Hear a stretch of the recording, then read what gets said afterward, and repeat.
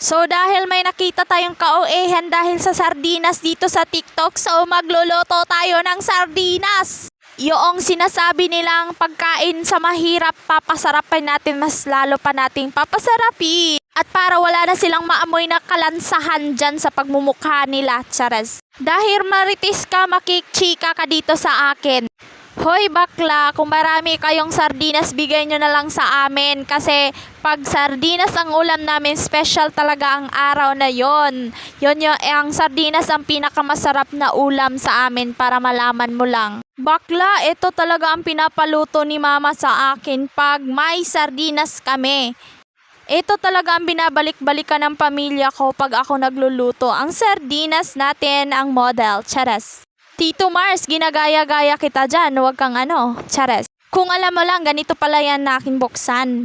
Pag easy to can, madali na lang buksan, ayan. So meron pala si mamang tira sa baon niya, so iaano ko na lang dyan para mas marami yung ulamin namin ngayon. And then, special dish talaga dito is yung toyo. Pasensya na po dahil brand out talaga. Tapos, meron din kaming alamang. O, mahilig ka ba sa alamang? Ganituhin mo na yan. I-combine mo na yan yung alamang mo at sardinas mo na sure.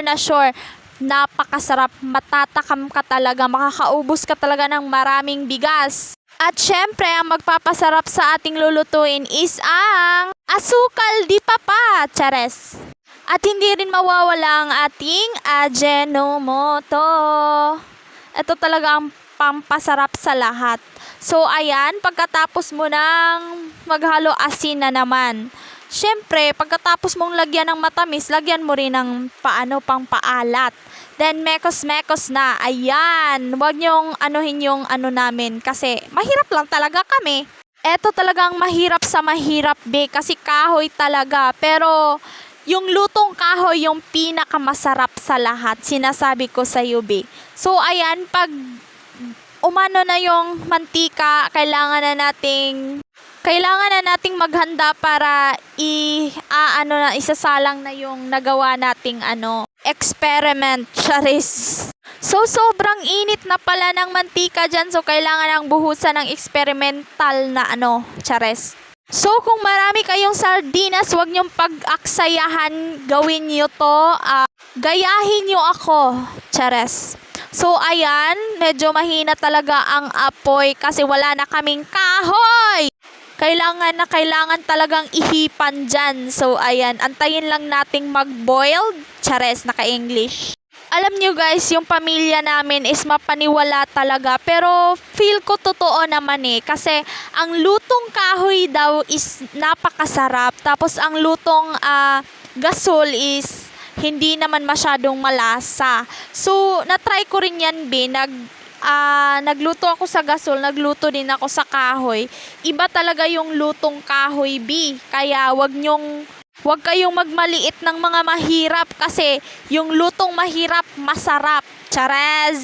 Aminin mo, ngumiti ka doon, chares. So, napagtripan pala si mama at papa ng kapatid kong Pilyo. Dahil tinawag na niya nakakain na tapos hindi pa pala kami natapos magluto. Pakapilyo naman. Ere, panay tawa pa kami dyan kasi galit na sila. Gutom na daw. Hindi talaga mawawala sa pamilya mo yung napakapilyong mga anak mo. O mga mama, gusto nyo pa ba magkaroon ng anak na napakapilyo? Tigil nyo na yan, chares. Pangit talaga ng mukha ng kapatid ko. So ayan, inantay lang namin na mag-boiled. Actually, napapagod na talaga ako mag-Tagalog. Gusto ko na mag-Bisaya. So ayan, binuksan na namin. Minemekos-mekos lang kasi dapat talagang imekos-mekos yan mga bi. So ayan, luto na. Hahain na natin. So sa mga gustong gumaya nito, gayahin nyo lang ito at saka panatiliin nyo lang masarap yung luto nyo. Chares, katulad ko. So, bahala na kayong manghusga. At least wala akong maling ginagawa. Husgahan nyo man ako, wala akong pakialam. At least masarap. Chares, yung luto ko, hindi ako. So, ayan, ako na lang pala mag-isa dyan. Tapos, hinain ko na kasi marami pa akong lulutuin. Hindi pa ako nakakapagluto. So, bye-bye! Thank you for watching.